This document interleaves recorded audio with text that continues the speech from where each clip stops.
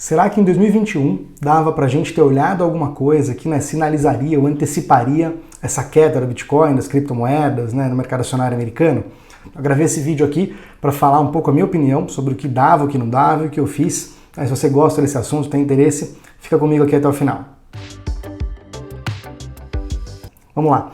Primeira coisa, né, que a gente tem que falar aqui é assim, sempre com muita honestidade intelectual. Né? Não adianta ser profeta, eu tenho 20 e poucos anos fazendo isso, já errei muito, continuo errando muito e vou continuar errando muito e vai acontecer uma coisa com você. Tá? Assim, claro, tem pessoas que acertam uma frequência muito maior, tem pessoas com mais acesso à informação, tudo, mas aqui estamos falando de pessoas normais, como eu e você. Tá? A primeira coisa que você tem a saber, né, primeiro disclaimer, a gente vai fazer duas coisas aqui. Né? O tamanho dos movimentos. Mas antes disso, né, a gente vai falar o seguinte, o mercado se move basicamente por 4 grandes fatores. Tá? Basicamente, pode ser mais que isso, mas eu vou tentar colocar em 4 grandes caixas. A primeira delas é mudança na taxa de juros, tá? A gente vai falar um pouquinho mais para frente disso. A segunda delas é mudança na propensão a risco dos investidores, tem horas que eles estão mais propensos a risco e horas menos propensos a risco. E o que mede isso é o prêmio de risco, é o termômetro de quanto as pessoas estão mais propensas ou mais avessas a tomar risco. Tá? O terceiro fator é um fator inerente àquele ativo, aí não importa se é uma ação, se é dólar, se é DI, tá? É inerente. Você pega uma ação, é mais fácil de explicar. O que é um fator idiosincrático, né? Que é esse terceiro fator, ou fundamental, ou inerente ao ativo? Pega uma empresa. Tá? Se a expectativa de lucro dessa empresa aumenta, expectativa, hein? Não é o lucro efetivo, hein? É expectativa. O mercado começa a olhar e fala, olha, né, a gente está precificando aqui que esse lucro vai crescer 0 daqui 1, 2, 3, 5 anos. Mas não, estou achando que vai crescer 2, 3, 5, 10% nos próximos anos. Isso faz preço agora. Tá? O mercado faz preço, né, por variação da expectativa de lucro, variação da expectativa de margem das empresas, de custo e por aí vai. Não vou ficar entrando em detalhes técnicos aqui. E o quarto grande fator são fatores técnicos de mercado, que aí tem muito a ver com a posição técnica do mercado, que eu vou gravar um vídeo para o outro canal nesse próximo domingo agora, tá? Acho que vai ser bem bacana, tá? Mas basicamente posição técnica é o tamanho do bolso, se o mercado tá do bolso do mercado como um todo, no coletivo, não do bolso individual, tá? É se o mercado está muito comprado naquele ativo e você não vai ter mais compras marginais, compras adicionais para sustentar o preço para cima, ou se ele está, vamos dizer, sobrevendido, mas que não tem nada a ver com análise técnica, hein, com indicador de análise técnica, tá? O mercado está vazio, ele está com as carteiras, os bolsos das pessoas estão vazios, né? Então ele não tem mais vendedor marginal, ou seja, para ele cair, quem vai ser o próximo vendedor marginal se o mercado já está vazio? É muito fácil do mercado dar uma porrada, né, dar uma alta rápida quando o mercado está vazio de posição técnica, quando os players como um todo, no caso do derivativo, ou no caso de ações, né, que você tem uma quantidade, né, sempre existente ali de ações, elas não somem, né, elas estão na mão de alguém sempre. Mas quando algum grupo específico, por exemplo, fundos, está muito vazio numa ação, eles estão muito pouco posicionados com base no histórico de posição deles, qualquer noticiazinha que saia dela, ou qualquer mudança de sentimento, não precisa nem sair notícia, pode ser uma variação do sentimento, que é o segundo item que eu falei. Né? E as pessoas decidem recomprar, os fundos decidem recomprar aquela ação, eles, sei lá, estão 2% na média alocados do patrimônio deles, de todos os fundos de ações numa ação, por exemplo. Se eles decidem comprar um pouco mais, ir para 5, de 2 para 5, é uma variação explosiva. Os caras têm que passar, sei lá, 10 dias comprando aquela ação para poder voltar para esse nível de posição técnica. Ou seja, esse é o quarto item, né, que geralmente faz preço nos ativos. Tá? Então, só para resumir, taxa de juros, variação da propensão a tomar risco, que é medido pelo prêmio de risco, fatores idiosincráticos, que é o fundamento daquele ativo, e fator técnico. Tá? Vamos lá. Agora vamos lá, André, e a natureza? Quando você vem para uma coisa que é antecipável ou não, a gente está falando aqui qual que é a natureza. São 4 drivers que eu falei. Mas aí você tem uma natureza que é cíclica, que tem a ver com o ciclo econômico, tem a ver com a economia, com o ciclo de juros, com o ciclo de negócios, né, com o ciclo de lucro, cada um chama de um jeito, né? E você tem fatores cisnes negros, né, que o Nassim Taleb fala, ou que são imprevisíveis, ou coisas meio no meio do caminho. Né? Para dar um exemplo aqui, o que é um exemplo cíclico? Um exemplo cíclico é você ter um insight sobre, olha, os juros estão subindo ou os juros estão caindo e como é que isso cascateia na economia, em outros ativos, numa ação e por aí vai. Tá? Já vou até adiantar aqui, quando a natureza é cíclica, é muito mais antecipável. E é por isso que essa queda da Bolsa Americana, a queda do Bitcoin, foi antecipada. Inclusive por mim, que não sou nada, né, no mercado financeiro, perto do que existe em termos, né, de outras pessoas. Quando a natureza é cíclica, dá para antecipar. Quando a natureza vem de um cisne negro, e vou dar um exemplo aqui, a guerra da Ucrânia, né, a Rússia contra a Ucrânia. Né, você até pode dizer, né, que tinha fragilidades. Eu chamo esse conceito de tem gasolina no lugar. Né, tem gasolina no chão. Só que até aquilo explodir, alguém precisa jogar fogo. Então, assim, isso eu chamo de fragilidade. Assim, você pode dizer que ali tinha uma fragilidade geopolítica na região? Sim, mas tem a gasolina no chão, tem potencial de pegar fogo.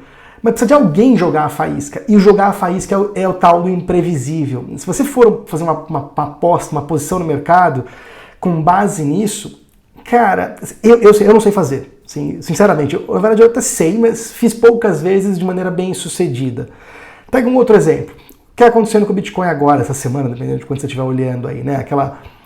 Um fator idiosincrático, fator, né, de uma corretora específica que tinha, né, diversos tokens e por aí vai. Eu nem sei falar muito profundamente nesse caso. Né? E por conta de uma questão, né, aparentemente uma sacanagem comercial, né? A Binance, na verdade, tinha uma participação acionária nessa corretora FTX que teve o seu token desvalorizado, né? Aparentemente uma sacanagem feita pela Binance, não sei, né? Uma sacanagem corporativa, vamos dizer assim. Agora, se é válido ou não, ou se é justificado ou não, nem sei dizer. Tá? E você até pode dizer, olha, tinha fragilidade ali. Os colaterais dessa FTX, ou seja, o que ela usa como garantia, são os tokens dela mesma. Ou seja, por que não pôs em treasury americana, entendeu? Mas tudo bem, tem uma fragilidade lá. Agora, quando que você vai saber que o CEO da Binance vai lá e vai falar, putz, eu vou vender tudo que eu tenho do token da corretora FTX, que é o jogar gasolina, que é o jogar o fogo na gasolina? Você não sabe. Então, esse é um fator cisne negro. Tá? Tinha gasolina, mas você não sabe. Então, fiz uma separação. Qual que é a natureza do movimento? Cíclico ou ele é um fator imprevisível, como esses exemplos que eu dei da guerra ou até essa do CEO da Binance, né, jogando o isqueiro na gasolina da corretora FTX. Tá? Fazendo esse disclaimer, então a gente falou de um primeiro disclaimer que é os 4 drivers, se a natureza é cíclica ou se a natureza é imprevisível. E tá bom, qual que é a duração do que você quer pegar? Cara, depende. Quando é cíclico, geralmente são ciclos longos, são movimentos muito longos. Quando é uma coisa muito curta, então, assim, muito cuidado com o que eu estou falando aqui. O que eu estou falando aqui, o que é antecipável? O mercado nem sempre é antecipável. Viu? Ele é antecipável quando a natureza é cíclica. E geralmente, os movimentos são muito longos. Não são esses movimentos, né, mais curtos, ou de intraday, ou de swing trade. Não é disso que eu estou falando aqui. Isso aí você teria que olhar um outro arcabouço, né, de coisas. Aqui eu estou falando de investimento, uma coisa mais de longo prazo. Até tem coisa para olhar para curto prazo, mas é a minoria dos movimentos que são antecipáveis. Tem muito mais a ver com mudança de propensão a risco no curto prazo e com fator técnico, tá, do que com outra coisa. E no longo prazo já tem muito mais a ver com variação de taxa de juros e variação idiosincrática, do fundamento daquele ativo. Tá? Só para fazer uma divisão aqui, essa questão do prazo. E aí, voltando para o assunto, né, de 2021, tinha alguma coisa que dava para olhar ali, né, que anteciparia a queda do mercado americano e do mercado de cripto? Sim, fator cíclico. Tá? E tudo nasce, para te explicar aqui, né, tudo nasce na relação entre juro real e ativo de risco. Tá? Eu vou colocar esse gráfico aqui para você, para ficar mais fácil da gente entender. Aqui está o gráfico, né, em azul, está o gráfico do juro real americano. Tá? Não é o juro nominal, não é o juro que o Fed define, é o juro real, é o juro descontado da inflação. Tá? E em vermelho está o preço do Bitcoin. Tá? E você percebe que tem uma relação muito clara, né? Ó, preço do Bitcoin, juro real aqui, ó, definido pelo gráfico da esquerda, está em meio aqui. Ele subindo, foi lá para 1 e pouco, tá? O Bitcoin em vermelho caindo. Aí o juro começa a cair. O juro, que é o azul, começa a cair. Ó, o Bitcoin subindo e por aí vai. Tá? Você tem essa relação, que claro, ela se quebra em alguns momentos por fatores idiosincráticos, mas você tem uma relação especialmente muito forte, né, na pandemia, né, em que você tem o juro real vindo para abaixo dessa linha preta, que é o zero, juro real veio para um patamar assim, extremamente negativo, ele veio para menos 1,14%, se você olhar aqui na esquerda, aqui, ó, em agosto de 2020, um pouquinho depois da pandemia, 1,14, menos 1,14 o juro real americano. E ele ficou nesse patamar inferior, negativo, por muito tempo, e abriu espaço para o Bitcoin explodir, né, de preço. Tá? Tô falando só do Bitcoin aqui, mas tem o S&P também, que aconteceu a mesma coisa, né? E você tem essa relação, né, que, putz, o juro em alta, você tem o Bitcoin caindo. O juro em alta, você tem o Bitcoin caindo. O juro em baixa, você tem o Bitcoin subindo. E aí você vê, né, que aqui, ó, aconteceu uma coisa. Nesse dia aqui, ó, nessa semana, dia 4 de dezembro de 2021. Nesse dia, tá, coloquei no gráfico aqui, ó, que o Bitcoin ainda estava acima de 50 mil, um pouquinho acima de 50 mil pontos. 50 mil dólares, na verdade. E o juro real americano ainda lá em menos 1,14%. Nesse dia, né, naquela semana, na verdade, o Federal Reserve, o presidente do Federal Reserve, o Powell, ele reconheceu, pela primeira vez, ele reconheceu formalmente que a inflação americana, ela não era transitória, que era o que estava assim, bom, eu não vou ficar entrando em detalhes aqui, mas não era transitória, que a inflação preocupava e que eles iam deixar a política monetária dos Estados Unidos menos acomodatícia. O mercado, na hora, o Powell não subiu juros naquele dia. Ele simplesmente sinalizou para o mercado que, opa, a gente vai parar, a gente vai pisar no freio em termos de política monetária. O mercado entendeu, opa, esse cara vai subir juros lá na frente. Tá? Isso de maneira bem resumida. E eu escrevi nesse dia, tá? Eu queria te mostrar aqui o que eu escrevi nesse dia para você ver que, né, assim, não tô falando só da boca para fora, olhando para trás em termos de o profeta do apocalipse depois que a coisa passa, tá? Essa semana teve um acontecimento que, na minha opinião, pode marcar uma inflexão para os mercados. O presidente do Banco Central americano finalmente assumiu que a inflação parece não ser transitória nos Estados Unidos, né? A tese que eles vinham sustentando há meses. Essa sinalização é importante porque pode marcar uma aceleração da retirada dos estímulos, conhecido por tapering, e também pode sinalizar uma alta de juros. Eles não tinham subido juros ainda. Essa alta de juros é importante porque faz preço praticamente em todos os ativos do mundo. Em resumo, o retorno esperado para um ativo pode ser descomposto em taxa livre de risco, mais prêmio de risco, coisas técnicas. Se a taxa livre de risco dos Estados Unidos, né, o juro, subir, mesmo que o prêmio de risco, né, está escrito errado aqui, permaneça constante, a maior parte dos ativos pode cair de preço para se ajustar ao novo retorno esperado. Obviamente, são alguns ativos mais sensíveis ao aumento de juros do que outros.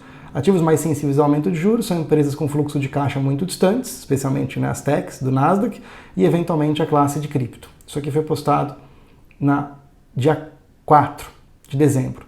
Tá? Um pouquinho depois, no dia 20, eu voltei a escrever também, né, com os próximos desdobramentos, ali, as próximas comunicações que o presidente do Banco Central americano deu também. Então, aí no dia 20 de dezembro de 21, eu coloquei a decisão do Fed da semana passada parece começar a fazer efeito nos mercados. Eles basicamente reconhecem que a inflação parece ser persistente e dobraram o ritmo de redução de compra de títulos mensais. O tapering é um processo, né, mais técnico aqui. Uma avaliação bem simplista, a ociosidade da economia americana parece ter fechado, especialmente medido pelo emprego. Isso aqui que embasa a tese do juro subir, tá? Ou seja, estamos no menor desemprego da história, mas também com o maior estímulo da história, o que não faz o menor sentido. Em ciclos anteriores, a regra de bolo do Fed era subir a taxa de forma lenta. Uma reunião sim e outra não. Será que vão manter isso dessa vez ou será que vão mais rápido? Não sei responder, mas é um risco. Eu acho os ativos de risco nos Estados Unidos caro, mas já estou errando há algum tempo, isso lá em 2021. Né? Esse momento pode marcar uma virada de ciclo macro e que vai impactar no preço de quase todos os ativos nos Estados Unidos e ecoar em vários ativos no mundo, em vários países no mundo. Então, eu te mostrei o que eu coloquei lá. Aí você vai falar, André, você expressou isso? Você ganhou dinheiro com isso no mercado? O S&P eu vendi, tá? Não tive coragem de vender cripto por um motivo, tá? Por um único motivo. Então, o mercado de opções, eu até faria uma venda pelo mercado de opções, porque você tem um montante para perder definido, né? E a ganhar, ok, ele fica com a porta aberta e vai para frente. O problema é que o mercado de opções, na verdade, eu não sabia operacionalizar, não era um mercado muito líquido, e eu já vendido no S&P, seria uma dupla aposta nesse cenário. Só que a cripto tinha uma alavancagem, pelo menos, tinha, na verdade, uma volatilidade 4,5 vezes, 5 vezes maior que a do S&P. Se eu já tinha um tamanho significativo de venda no S&P 500, se eu não ajusto, né, se eu vendo, né, via mercado futuro, cripto, eu podia estar certo no timing errado. e eu não aguentaria o mercado ir contra. E cripto, quando sobe, sobe muito. Imagina, subir 10% na minha cara, eu vendido, entendeu? Assim, não é um ativo que é gostoso ficar vendido, porque ele é um ativo completamente, tem uma palavra para isso, não sei se é antifrágil, sei lá, ele pode explodir, subir muito rápido, também pode cair muito rápido, mas pode subir muito rápido. Nesse tipo de ativo, eu não gosto de expressar uma venda, na verdade, via contrato futuro. Então, se eu fosse expressar, seria via mercado de opções, que é muito seguro. Você vai perder no máximo aquele montante que você colocou. Você só dosa o tamanho do que você vai colocar. Mas ok, é seguro fazer aquilo. E eu achei que não faria sentido ter uma dupla aposta. Eu falei, só ficar vendido no S&P, que é um mercado em que você tem uma relação histórica em termos de barato e caro, em termos de yield, em termos de histórico, de propensão a risco. Você tem um canal muito claro de que os juros americano vai subir, né? E ele vai derrubar esses ativos de risco no mundo. Tá? Acho que aliás faltou explicar isso aqui, qual que é o elo, né, de transmissão, né? Qual foi a tese. Né? Bom, eu disse aqui, não vendi cripto, mas vendi S&P e estou vendido até agora. Né? E assim, qual que é o elo? Qual foi a tese? A tese é o seguinte, quando o Powell, em dezembro, reconheceu, falou, olha, a inflação realmente preocupa, né, o mercado, ele vai subir juros. Porque ele estava com o juro real, né, que é o juro que importa, o juro descontado à inflação, a menos 1,14%. É um absurdo, uma política altamente estimulativa. Tá? Tem uma coisa, né, que chama, a política estimulativa não é quanto o juro tá, o juro nominal, o Fed Funds, ou a Selic, né, tá 3,75, e o Fed Funds 3 e pouco, ou lá estava zero. Não é isso que importa, não é ela nominal, é a real. É a taxa de juros real, descontada a inflação. E mais que isso, a real vis-à-vis a uma taxa neutra de juros, que é uma taxa teórica, calculada, mas ela é teórica, que ela não estimula e nem desacelera a economia. Ela é um neutro, ela em teoria, faz o mercado de trabalho estar no pleno emprego, todos os fatores de produção trabalhando no máximo de potencial que pode, e a inflação na meta de 2%. É uma taxa teórica, mas é uma coisa que se busca. Quando o juro real está acima do neutro, a economia está freando. Quando o juro real está abaixo do neutro, a economia está sendo estimulada pelo Banco Central. É isso que importa. Mas ninguém fala, eu sei que ninguém fala, mas é isso que importa. Não importa o juro nominal, aquele juro não é aquilo que importa. É o real vis-à-vis com o neutro. O neutro nos Estados Unidos era perto de zero naquela época. Ou 0,5% positivo, não se sabe muito bem. E o juro real estava menos 1,14%. Estava muito estimulativo, o juro real muito abaixo do juro neutro da economia. Quando o Powell vira e fala, cara, a inflação preocupa. Ou seja, a primeira coisa, até para mim, que sinceramente não sou nada perto desse mercado, eu falei, cara, o juro vai no mínimo para o neutro. O juro real vai sair de menos 1,14 e vai para zero. É isso que ele falou, a gente vai parar de estimular a economia, ou seja, o juro real vai subir. Como o juro real concorre com todos os ativos de risco na economia, especialmente com quem tem fluxo de caixa muito longo, que são as techs, tá? E o S&P praticamente, né, as 5 maiores ali, praticamente viraram tech, né? Ficou quase 25% do peso. Claro, o Nasdaq é muito mais tech do que o S&P, mas tudo bem. E cripto. Aqui, cripto, o elo entre juro e cripto, juro real e cripto, ele é calculado, mas você não sabe, não é provado ao longo de 100 anos. Tá? Na bolsa é. Eu falei, vai subir, juro real vai subir, e se juro real subir, qual é o ativo que mais vai ser prejudicado? Eu falei, bolsa americana, vamos vender bolsa americana. Né? E eu tinha essa veia que em cripto ia bater, porque você tem uma relação matemática entre cripto, mas é muito recente, cripto é recente, né, para a história, e é um elo que está se provando, né, mais ou menos verdadeiro. A taxa de juros americana, a taxa real, ela é o grande competidor com tudo que você vai fazer, ou investir na economia real, abrir uma empresa, ou aplicar no juro real americano, ou aplicar no juro real americano, ou comprar bolsa. É o custo de oportunidade, porque você ganha aquele juro real num título americano, né, uma TIP, que seria o equivalente aqui à nossa NTNB, ou o Tesouro IPCA, que você ganha o juro real, é ele que compete com todos os ativos. É esse juro que compete. É ele que você fala, eu vou abrir um negócio ou eu vou aplicar no juro real? Eu vou comprar bolsa ou aplicar no juro real? Ele é o grande competidor, o custo de oportunidade. Tá? A tese foi toda calcada em cima disso. Tá? E assim, até quando vai? Aí que é o grande problema. Tá? A questão cíclica é, tá bom, o ciclo de juros ia subir, né? A gente tinha clareza disso em novembro, dezembro do ano passado. Tá? Até quando? Esse é o grande problema, essa é a grande incógnita. Eu não sei, né? E pouca gente sabe. Tem gente que obviamente sabe mais que eu, porque está olhando dado ali, né, em frequência muito maior, está olhando dado de emprego, que é o que o Banco Central olha para poder definir juros. É difícil. É difícil saber qual que é a taxa terminal de juros, aonde o juro real vai. Quanto para cima do neutro ele vai.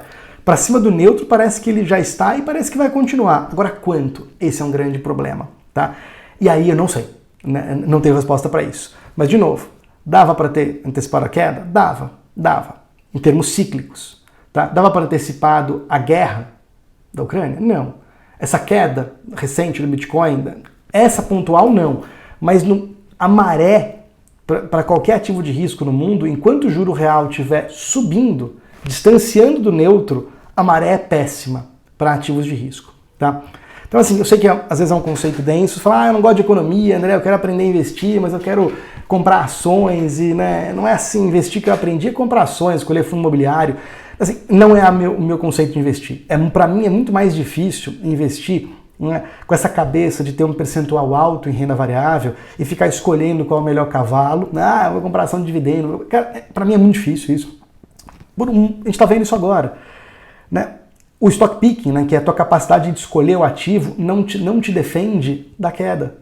Né? Eu tenho essa analogia, né, que assim, tem hora que eu não quero... Imagina um navio afundando. Eu não estou preocupado em trocar de cabine, eu quero sair do navio. Né? E o navio afundando, você está comprado em renda variável.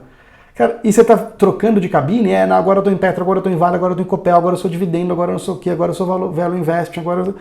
O stock picking não te protege da queda da classe de ativos, que é ações como um todo, que ela cai como um todo por fatores cíclicos. A minha cabeça é muito mais pensar no asset allocation, como é que eu distribuo as classes de ativos, quanto eu tenho de pré-fixado, para quanto de bolsa, para quanto de câmbio, para quanto de commodity, para quanto de juro real. Né? E essa inter-relação entre as classes de ativos é o que me dá o ganho no fim das contas, porque é isso que vai me fazer eu sobreviver às crises, a não ficar sofrendo uma queda de 70% da carteira por a carteira ter caído, por renda variável ter caído. Tá? Inclusive, o portfólio que eu sigo, que é o de paridade de risco, está positivo no Brasil esse ano. Tá? Se você gosta desse assunto, eu tenho um convite para te fazer, né, dias 21, 23 e 25 de novembro. Eu sei que é Copa, tá? Mas a Copa é de manhã e à tarde, e às 8 da noite eu vou fazer 3 aulas ao vivo, gratuitas no YouTube, em que eu vou te falar como é que eu invisto meu dinheiro, como é que eu faço, o que é o conceito da paridade de risco, qual que é a lógica dele. E tudo que eu falei aqui é exatamente a explicação do método. Ele está inerente a entender ciclo de juros, a entender quais ativos vão bem em cada ciclo de juros, tá? E como é que você compõe uma carteira com um pouco, qual é o melhor mix de ativo que vai bem naqueles cenários e quanto que você põe de cada ativo para, no fim das contas, ter uma carteira menos sensível à variação de cenário. Óbvio, não é só isso, né? Tem várias outras coisas, e especialmente quando que você sai da carteira, quando você não enxerga, né, quando o futuro, quando a propensão a risco do mercado, o mercado já está tomando risco absurdamente, como aconteceu no fim de 2019 no Brasil, que o mercado estava muito caro, e como aconteceu no mercado americano em meados de 2021 também. Tá? Então, como é que você desinveste na carteira porque você não tem mais, você não vislumbra mais um prêmio de risco no futuro que justifique você ficar sentado naqueles ativos. Tá? Tudo isso eu vou abordar nessas 3 aulas. Tá? Espero que você tenha gostado. Sei que é um vídeo um pouco mais longo que o usual, um pouco mais denso que o usual também, mas quis aqui trazer a minha visão sobre um assunto extremamente importante e sempre com, assim, de novo, nesse eu acertei, diversas outras eu errei. E eu vou trazer aqui no canal também essas outras que eu errei. Tá? Acho que é importante aprender com os erros, né, com os acertos, né, que nem essa de hoje, né, e também com os erros. Tá? Eu vou intercalar com alguns grandes erros que eu cometi, tanto em 2021, 2020, mas também na minha história também, tá? Para ficar um negócio realmente, assim, real. Né? E é isso. Espero que você tenha gostado, tá? E te vejo na próxima quinta-feira. Abraço. Até lá.